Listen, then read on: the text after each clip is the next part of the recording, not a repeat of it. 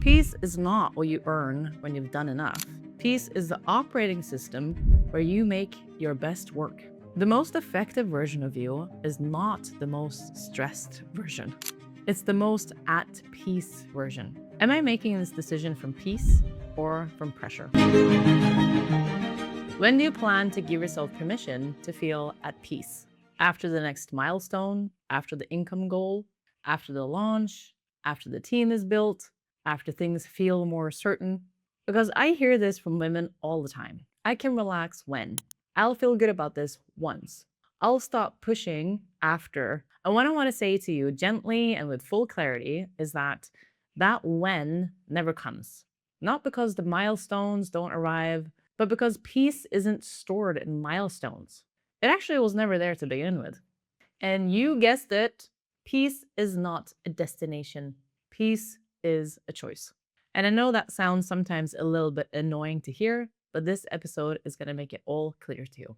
Welcome to the High Ticket Portal podcast. I'm Vanessa Carling, and today I want to offer you what I think might be the most important reframe in this entire podcast library. Peace is not what you earn when you've done enough. Peace is the operating system where you make your best work. Let me draw a distinction that changed everything for me. There are two kinds of peace. The first one is earned peace, the kind that you feel when things go really well, when the really good month hits, when the relationship is good, when everything on the outside aligns enough so that you can finally exhale. But earned peace is conditional. It comes and goes with your circumstances. And because circumstances are never fully in your control, you're never really fully in your deepest peace. The second kind is chosen peace. And this is harder to understand if you've never experienced it, because it can sound almost a bit irresponsible, not caring, just letting things slide. But it's none of those things. Chosen peace is a decision to maintain your internal state, regardless of what's happening externally. This is not about doing less. It's about operating from a fundamentally different place. And here is why this matters for everything: your income, your leadership, your relationships, your body. The woman building from peace makes better decisions. She attracts in a very different way. She communicates with an authority that pressure can never produce. And she never sacrifices her peace for some external outcome. The most effective version of you is not the most stressed version. It's the most at peace version. So what does that look like in real life, in real practice? Here's a tool I use before any significant decision. Before I respond to a difficult message, before I go on a sales call, before I make any investments to hire anyone, I ask this one simple question: am I making this decision from peace or from pressure? And that's it. One simple question. And if the answer is pressure, fear, urgency, anxiety, need, I stop. I pause, even just for 10 seconds, ideally 60. I breathe, I ground, and then I find out, what does this decision look like if I make it from peace? The answers are usually very different. And guess what? In the beginning, it can feel a little bit scary to make decisions from peace rather than pressure, because it's unfamiliar. We're used to making decisions from pressure. We're used to overperforming. We're used to pushing. It's familiar to us. We're used to sacrificing, because if I don't sacrifice, won't get the results.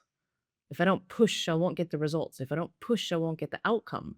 And because we've been making decisions our entire life from that place, we only know how to make results and create results from that place.